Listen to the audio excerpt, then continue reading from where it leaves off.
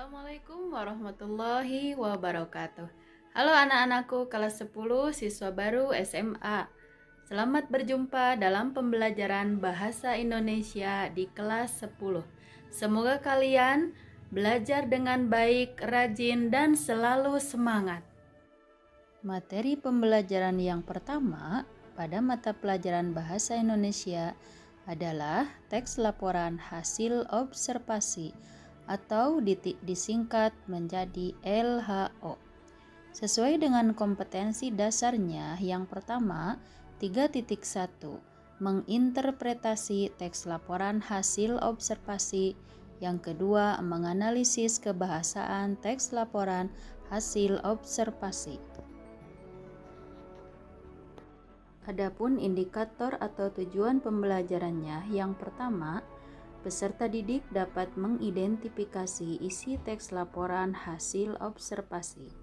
Yang kedua, peserta didik dapat mengidentifikasi struktur dalam teks laporan hasil observasi. Dan yang ketiga, peserta didik dapat menganalisis unsur kebahasaan yang terdapat dalam teks laporan hasil observasi. Nah, hal apa saja yang dapat kita observasi atau kita amati?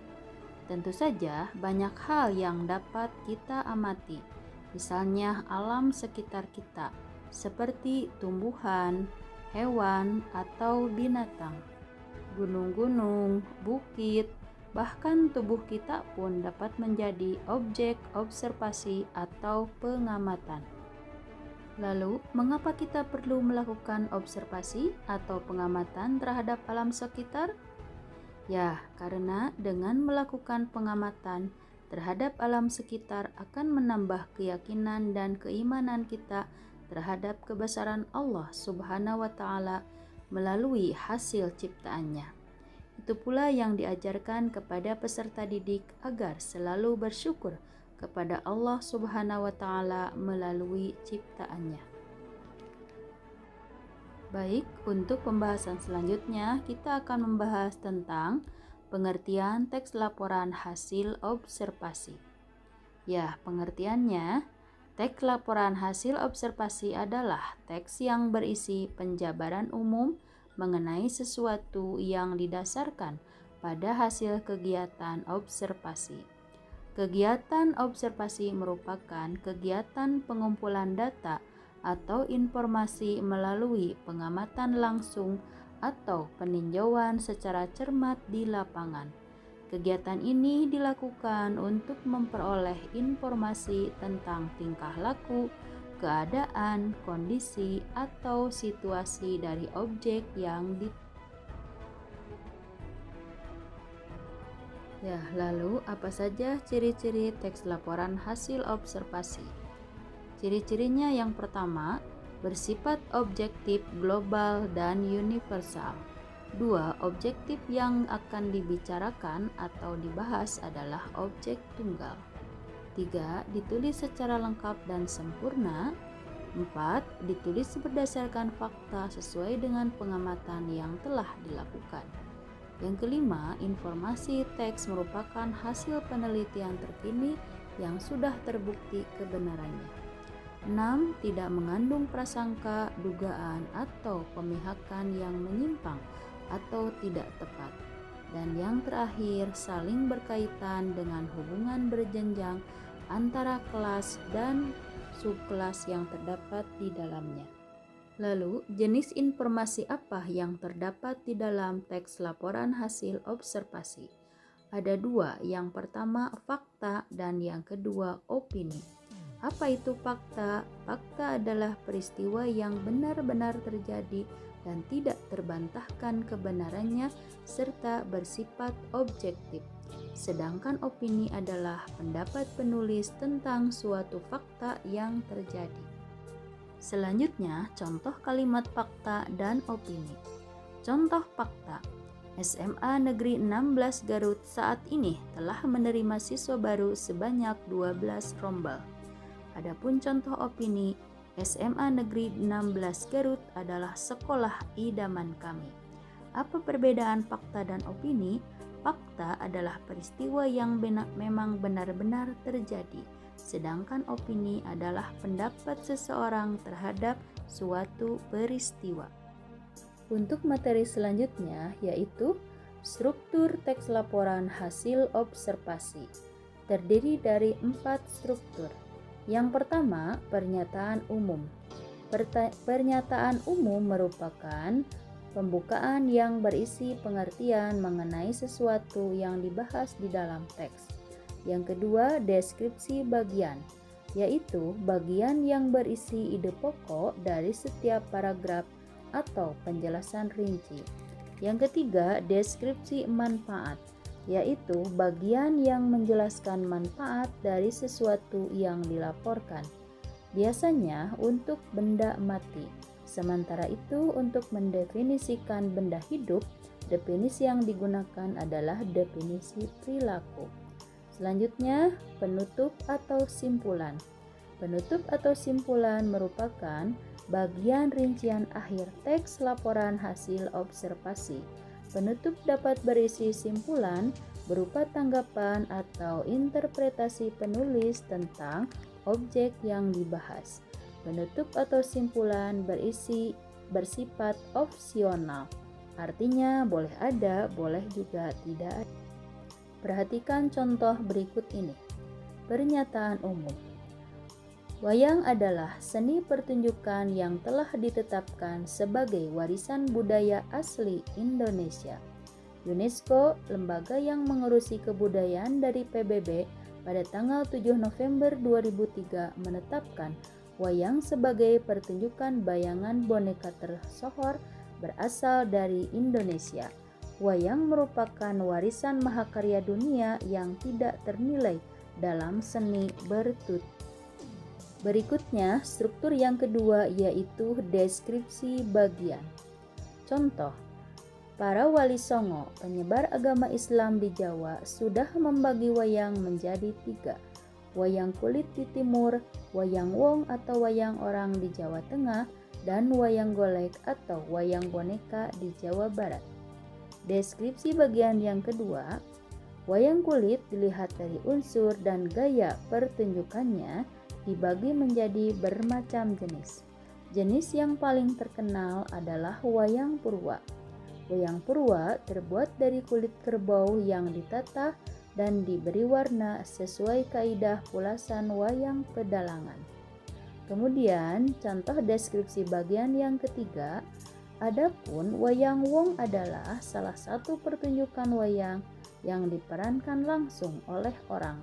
Wayang tersebut dimainkan dengan iringan gamelan-gamelan dan tari-tarian.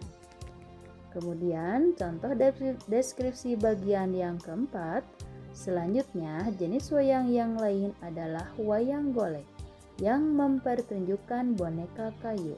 Wayang golek berasal dari Sunda. Struktur yang ketiga dari teks laporan hasil observasi adalah deskripsi manfaat. Contoh kalimatnya, semua jenis wayang di atas merupakan wujud ekspresi kebudayaan yang dapat dimanfaatkan dalam berbagai kehidupan, antara lain sebagai media pendidikan, media informasi, dan media hiburan. Wayang bermanfaat sebagai media pendidikan karena isinya banyak memberikan ajaran kehidupan kepada manusia. Selanjutnya, struktur yang terakhir, kesimpulan dan penutup. Demikian konsep wayang dan jenis-jenis wayang serta perkembangannya. Itulah 4 struktur yang terdapat di dalam teks laporan hasil observasi. Berikutnya, langkah-langkah meringkas teks laporan hasil observasi. Langkah yang pertama, para siswa harus memahami isi teks, kemudian menemukan pokok-pokok informasi dalam teks laporan hasil observasi, dan yang ketiga, mengembangkan pokok-pokok informasi ke dalam paragraf. Adapun simpulan teks laporan hasil observasi berupa interpretasi terhadap teks laporan hasil observasi yang dapat dilakukan dengan menyimpulkan teks laporan hasil observasi. Simpulan adalah rumusan akhir tentang sesuatu. Dalam hal ini adalah teks. simpulan disusun berdasarkan pemahaman atau penalaran kita terhadap keseluruhan teks tersebut. Ya, pada bagian selanjutnya, sesuai dengan indikator, kita akan membahas kaidah kebahasaan yang harus diperhatikan dalam teks laporan hasil observasi. Yang pertama, kata, frasa, verba, dan nomina. Yang kedua, kalimat definisi dan deskripsi. Dan yang ketiga, kalimat simpleks dan kalimat kompleks. Tentunya kalian sudah tahu apa itu kata, frasa, verba, dan nomina ya. Kalian tentu pernah mempelajari materi tersebut di kelas 9. Contoh kata, bunga, kucing, makan, yang, ke. Kemudian contoh frasa, sedang berkembang atau disebut dengan frasa verba. Kemudian wayang purwa atau disebut dengan frasa nomina. Yang ketiga, sangat menarik atau disebut dengan frasa adjektif. Apa perbedaan dari ketiga frasa tersebut? Yang pertama yaitu frasa verba, di dalamnya menggambarkan suatu pekerjaan yang ditandai dengan imbuhan ber. Di sini merupakan gabungan dua kata yang menduduki satu fungsi. Sedangkan frasa nomina merupakan gabungan dua kata yang menggambarkan suatu benda. Dan frasa adjektif adalah gabungan dua kata yang menggambarkan suatu sifat. Selanjutnya, contoh verba. Verba merupakan bentuk kata kerja yang bisa diberi imbuhan ber, me, men, atau di. Contohnya berisi, bertelur, menanam, mendidik, atau dilakukan. Yang keempat, contoh nomina. Wayang, orang, bunga, pepohonan. Nomina adalah bentuk kata benda. Unsur kebahasaan selanjutnya adalah contoh kalimat definisi. Apa itu kalimat definisi? Kalimat definisi adalah kalimat yang menjelaskan suatu konsep benda tertentu. Contoh kalimatnya, wayang adalah jenis pertunjukan yang telah ditetapkan sebagai warisan budaya asli Indonesia. Kemudian, contoh kalimat deskripsi. Harimau dapat mencapai tinggi 1,5 meter, panjang 3,3 meter, dan berat 300 kg. Bulunya berwarna putih dan coklat keemas-emasan dengan belang dan loreng berwarna hitam. Apa itu deskripsi? Deskripsi adalah penggambaran sifat, karakter, atau kebiasaan suatu benda atau juga makhluk hidup.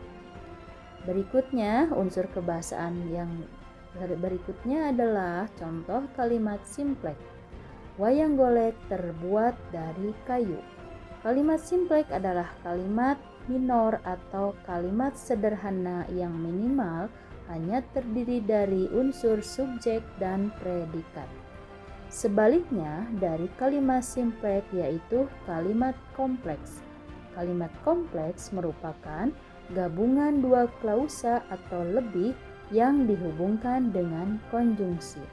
Contoh, wayang golek berasal dari Sunda dan selalu mempertunjukkan boneka kayu. Kedua klausa ini dihubungkan dengan konjungsi dan. Ya, demikian pembahasan tentang memahami struktur dan unsur kebahasaan yang terdapat di dalam teks laporan hasil observasi. Bagaimana anak-anakku bisa dipahami?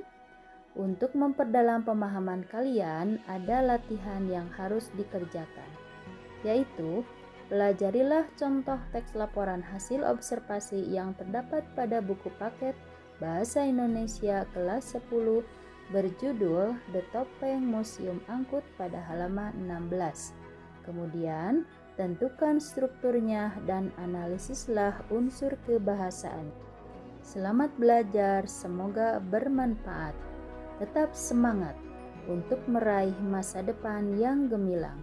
Terima kasih. Wassalamualaikum warahmatullahi wabarakatuh.